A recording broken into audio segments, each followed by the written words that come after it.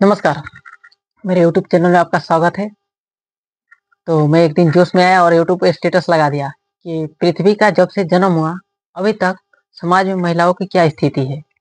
और लगभग मुझे याद है कि 1 डेढ़ महीना हो गया और मैं भी बहुत एक्साइटेड था। मेरे पास 3 आंसर थे। पहला आंसर ये था कि भगवान राम की सदी से सीता मैया का जन्म होता है खेत में, वहाँ से सीधे चलते हैं विवाह पे। भगवान राम शादी करते हैं सीता मैया से स्वयंवर तोड़ के। उसके बाद सीधे चलते हैं वनवास की कहानी पे। भगवान राम का वनवास होता है, सीता मैया उनके साथ चली जाती है।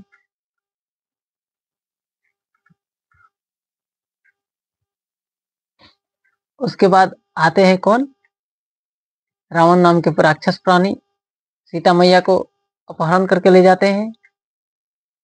उसके बाद भगवान राम खोज में लग जाते हैं, पूरा अपना जीवन खोज में लगाते हैं, सीता मैया को खोजते हैं, राम सेतु बनाते हैं, सीता मैया को खोज के लाते हैं। पूरा रावण का कुल का विनाश कर देते हैं। कुल में सिर्फ एक ही आदमी बचता है, कौन, विभीषण। मैं कुल पे जोड़ दे रहा हूँ, इसमें मुझे थोड़ा ऑब्जेक्शन है कहानी में, इसलिए मैं बार बार जोड़ दे रहा हूँ। भगवान राम पूरा कुल का विनाश कर देते हैं। उसके बाद सीता मैया को वापस लेके आते हैं, करेक्ट। उसके बाद कोई धोबी नाम का प्राणी आता है, सीता मैया को ऑब्जेक्शन करता है, आपकी पत्नी प्योर है, पवित्र है, इसका क्या गारंटी है। इस बात को मैं फिर दोबारा कहना चाहूंगा, सीता मैया पवित्र है, इसका क्या गारंटी है। तो भगवान राम आते हैं पूरा जोश में आके, सीता मैया को ले जाकर वनवास छोड़ देते हैं। जंगल में 2 बच्चे पैदा होते हैं जिनका नाम लव कुश होता है।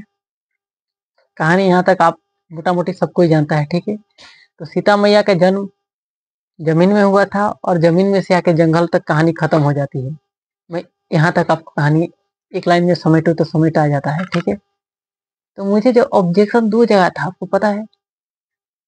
पहला बात, इस बात पे ऑब्जेक्शन था कि देखिए, मैंने बोला कि पूरा कुल का विनाश कर देते हैं भगवान राम। अगर तुम्हारे कोई स्त्री को देखे तो भगवान राम का, अगर हिंदू धर्म का हो तो भगवान राम बनो यार, बाद में देखा जाएगा। समझदार के लिए इशारा काफी है। और दूसरा, किस बात पे ऑब्जेक्शन था,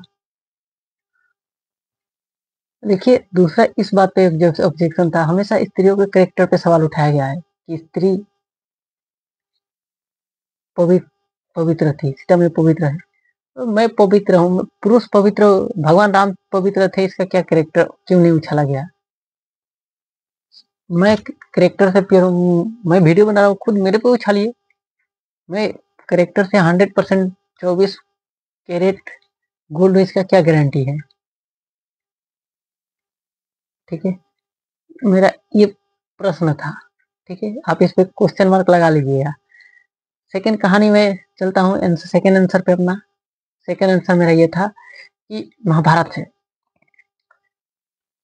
महाभारत का आंसर ये था कि देखिए, पांडव की एक पत्नी थी, पांच पांच पति और एक पत्नी कैसे संभव हो सकता है, पॉसिबल ही नहीं है। अभी एक स्त्री का अगर 2 अफेयर निकल जाओ, देख रहे हैं कितने बड़े, जैसे चहल के बड़े क्रिकेटर लोग का क्या हो गया, ब्रेकअप हो गया, तलाक हो गया। तो कैसे पॉसिबल हो सकता है, किस सिचुएशन में ऐसे शादी टिका रह सकता है, इसका भी तो कारण होगा, ऐसा बात नहीं है। और मुझे लगता है इसका आंसर भी रिलेवेंट है, तो मैं थोड़ा बता रहा हूँ। तो उस समय में एक स्त्री के 5 पति थे, ठीक है। बस मैं सिंपल से इतना ही बताना चाहता हूँ कि मैं उतना डीप में नहीं जाऊंगा। जैसे कि पांडव 5 भाई थे, उनकी एक पत्नी थी पंचाली, बस आप इतना समझ लीजिए, ठीक है।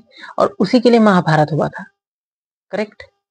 महाभारत का सीन क्या है, आप ये सब देख लीजिएगा, बहुत बड़ा है। महाभारत में महाभारत का जब युद्ध होता है ना, तो भगवान कृष्ण 17 दिन का अर्जुन को एक ज्ञान देते हैं, उसको हम भागवत गीता कहते हैं। पूरा महाभारत का स्टोरी कहते हैं, बहुत बड़ा स्टोरी है। आप इसमें खुद आप घुस जाइए, आप खुद ज्ञानी पंडित हैं, ठीक है। और तीसरा आंसर, मॉडर्न आंसर अभी का। तो अभी का आंसर मेरा ये था कि जैसे कि मैंने बड़े बड़े नेताओं को देखा, जैसे कि नरेंद्र मोदी जाते हैं तो किसी महिलाओं को देखते हैं तो ऐसे प्रणाम कहते हैं। लेकिन जैसे मैंने देखा, डोनाल्ड ट्रंप को देखा, चाहे बड़े बड़े नेता हो गए, महिलाओं को किस करते हैं और उनका पीछे से बॉडी को टच करते हैं। जैसे कि मुझे अभी बोलने में शब्द शर्म आ रहा है, आप समझ गए होंगे, समझदार के लिए इशारा काफ़ी। तो मुझे लगा यार ये तो बड़ा महिलाओं के साथ मतलब नीचता हरकत करते हैं पुरुष, बहुत गंदा हरकत कर रहे हैं। पृथ्वी का जन्म हुआ तब से अभी तक तो कोई मतलब महिलाओं को कोई इज्जत ही नहीं दे रहा है। मुझे बड़ा हैरान था। उसके बाद मेरे पास ये 3 आंसर थे और मुझे लगता था ये 12 एनसीईआरटी का सोशियोलॉजी का क्वेश्चन है। मुझे लगता था तब तक कि मैं सबसे ज़्यादा जानता हूँ, मैं बेस्ट हूँ और इसी अंदर से पूरा मतलब ईगो ईगो के जैसे हो गया था। उसके बाद मैंने एक किताब पढ़ा, मैं आपको बता रहा हूँ। ये किताब पढ़ा ओशो का। तो पता है इसमें मैं तो और हिल गया। इसमें ये रेफरेंस के लिए बताया गया है, जैसे कि देखिए तब तक मुझे लगता था कि पुरुषों ने महिला का शोषण किया है, लेकिन ऐसा हो नहीं सकता है। मुझे ये देख के लगा कि आज तक किसी महिला मतलब जिंदा दिमाग किसे कहते हैं, जैसे डॉक्टर भीमराव अम्बेडकर, शिक्षा शेरनी का वो दूध है जो पिएगा वही दहाड़ेगा। मैंने जो तथ्य बोला है अगर झूठ हो तो आप उसका रिसर्च कर लीजिए, पूरा चारों तरफ पढ़िए किताब और तब मुझे बताइए। तो जो पढ़ेगा वही दहाड़ेगा। तो क्या हुआ कि उसको किताब पढ़ रहा था तो मुझे 2-3 चीजें बड़ा अजीब लगा। पहला चीज ये अजीब लगा कि पृथ्वी कितना धर्म है। हिंदू हिंदू धर्म के कितने धर्म ग्रंथ है। भागवत गीता 4 वेद है, ऋग वेद, यजुर्वेद, अर्थवेद, सामवेद। किसने लिखा है? सारे पुरुषों ने लिखा है। पुरुषों ने लिखा है, भगवान कृष्ण। और आप वेद का पता कर लीजिए। यहाँ तक कि रामायण भी गोस्वामी तुलसीदास लिखे हैं। उसके बाद आप चलिए क्रिश्चियन धर्म यीशु मसीह, बाइबल। मुस्लिम धर्म पता कर लीजिए, जैन धर्म पता कर लीजिए, बौद्ध धर्म पता कर लीजिए। सारे पुरुष है, कोई भी स्त्री नहीं है। एक भी धर्म का कोई किताब स्त्रियों ने लिखा ही नहीं है। मेरा दिमाग हिल गया यार। पृथ्वी का जब से जन्म हुआ तब से अभी तक किसी स्त्रियों का दिमाग जिंदा ही नहीं है। मैं बहुत क्यूरियोसिटी था मुझे, किसी स्त्री का धर्म ग्रंथ कोई मिल जाए तो मैं उठा के खूब पढ़ूं। उसका भी कारण बाद में बताऊंगा। और दूसरा देखिए मेरे मैप के पीछे इधर भी दिखाई दे रहा है, इधर भी दिखाई दे रहा है, ठीक है। और मुझे लग रहा है कि मैं इंडिया का एग्जैक्ट सेंटर पॉइंट पे हूँ। तो इसे हम इधर हम रसिया की तरफ है, इधर अमेरिका की तरफ है। दोनों तरफ की महिलाएं पुरुषों की कॉपी कर रही है। अब जैसे मैं आपको बता दूं पुरुषों की कॉपी करे इसका मतलब क्या है, जैसे कि महिलाएं पुरुष बनने की प्रयास कर रही है। जैसे जैसे सिंपल आंसर ये है कि जैसे देखिए अगर जीन्स पहन के निकलना, जीन्स तो आप पुरुषों का ड्रेस है। शर्ट पैंट टाई कोट ये तो पुरुषों का ड्रेस है। अगर आप सोचिए अगर महिलाओं का कपड़ा, मैं साड़ी पहन के निकलूं, नाक छेदवा लूं, कान छेदवा लूं, तो लोग मुझे पागल नहीं कहेंगे? बिल्कुल पागल कहेंगे। पूर्व और पश्चिम अमेरिका और यूरोप के तो पूरी महिलाएं पुरुष बनने का प्रयास कर रही है, इसमें कोई डाउट ही नहीं है। ये ओशो का इस किताब में लिखा हुआ है, आप पढ़ के देखिए। तो मैं हैरान रह गया भाई, ये ऐसा क्या मामला है। अब मैं थोड़ा और थोड़ा डीप में जाना चाहता हूँ, जैसे इस बात को थोड़ा और गहराई से टच करना चाहता हूँ। जैसे देखिए अगर जीन्स पहन के निकल रहा है, चाहे हाफ पैंट या टी शर्ट पहन के महिलाएं निकल जा रही है, तो आप सबको इस सभ्यता के नाम पर बोलेंगे नहीं अभी फ्रीडम है तो आप कुछ भी पहन सकते हैं। अगर सोचिए अगर वही महिला के ड्रेस में अगर मैं खुद पहन के निकल जाऊं मार्केट में, तो लोग मुझे पुरुष पुरुष प्रजाति के लोग मुझे गाली देने लगेंगे, ना मर्द है। यहाँ तक कि महिला भी गाली देने लगेगी। बड़ा अजीब बात है। तो हम पुरुष के सेंट्रिक ही क्यों रहना चाहते हैं, आपने कभी सोचा नहीं? उसके बाद मैं और 2-3 रेफरेंस के लिए जोड़ना चाहता हूँ। जैसे कि मुझे एक और चीज मुझे अच्छा लगा, जैसे कि महिला भी इसमें सपोर्ट कर रही है पुरुष का। ऐसा बात नहीं है कि पुरुषों ने बनाया है, महिला भी सपोर्ट कर रही है। बड़ा अजीब लग रहा था मुझे ये सब पढ़ने के बाद कि महिलाएं पुरुष की तरह दिखना चाहती है, पुरुष की तरह बनना चाहती है। पूर्व और पश्चिम का मतलब अमेरिका, रसिया, यूरोप, पूरे महिलाएं पुरुष की तरह बनना चाहती है। उनको मजा भी आ रहा है, कभी किसी ने सोचा ही नहीं। और हमारे देश में अपना कल्चर है, अपना सभ्यता है महिलाओं का। और आप किसी भी कम्युनिटी में चले जाइए, यही तो इंडिया इंडिया में डाइवर्सिटी है। आप असमीज कल्चर चले जाइए, बोडो कल्चर चले जाइए, भोजपुरी कल्चर चले जाइए, यहाँ तक कि नेपाली कल्चर में चले जाइए, आप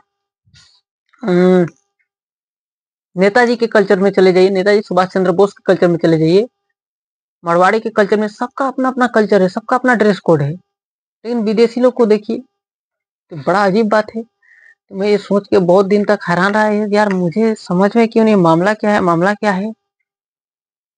उस बाद देखिए, महिला तो पुरुष बनने का प्रयास कर रही है, लेकिन किसी महिला ने एक भी धर्म ग्रंथ नहीं लिखा, इस पे कोई सवाल उठा ही नहीं रहा है।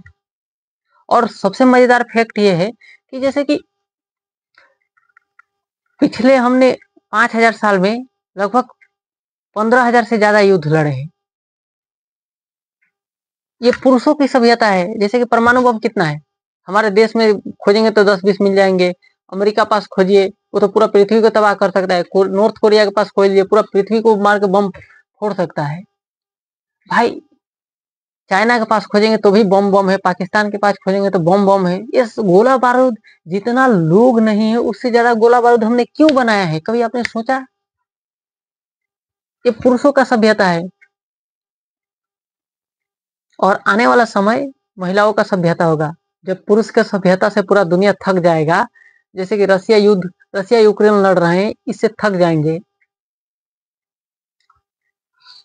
पुरुषों का शोषण से पूरा दुनिया जब थक जाएगा तो एक नया सभ्यता शुरू होगा। महिलाओं का दिमाग चालू होगा, महिलाओं का खुद अपना धर्म ग्रंथ होगा, पृथ्वी का फिर एक नया रेवोल्यूशन क्रिएट होगा और फिर से एक नया दुनिया का शुरुआत होगा। मैं ये नहीं कहता हूँ, मेरा ये बात नहीं है, ये ओशो का बात है, तो रेफरेंस के लिए मैंने लिया है। तो महिलाओं के बारे में मैं कुछ नहीं जानता हूँ। मैं उस दिन तक मुझे लगता था, अहंकार था कि महिलाएं महिला के बारे में कुछ जानता हूँ। मैं कुछ जानता ही नहीं हूँ, क्योंकि जब उनका कोई धर्म ग्रंथ नहीं है, पुरुषों का धर्म ग्रंथ है। चाहे धर्म कोई भी हो, पुरुषों का ही तो है, महिलाओं का थोड़ी है। तो महिलाएं फेल है, महिला का किसी महिला का दिमाग जिंदा नहीं है। और मैं इस बात से मैं माफी मांगता हूँ कि मैं जोश जोश में बोल दिया था।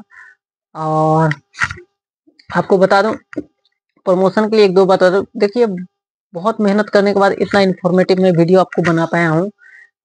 मेरा चैनल अभी इस चैनल पे सिर्फ फेमिनिस्ट बातें आया करेगी। फेमिनिस्ट बातें मतलब जो परिवार का बातें आया करेगा या सोसाइटी की बात आया करेगा। लेकिन जो मेरा एक और चैनल है, उसमें मेरा पॉलिटिकल किस्से कहानियां चलेंगे। और हमेशा जैसे कि हम 22वीं सदी 23वीं सदी में कैसे जिएंगे, उस तरह की बातें चलेगी। बहुत एमिनेशन होगा। और जिसको भी उसका लिंक चाहिए मुझे टेक्स्ट करे, बिल्कुल मिलेगा। और बहुत मेहनत करके वीडियो बनाया हूँ। वीडियो को लाइक करें, सब्सक्राइब करें। Thank you. जय हिंद।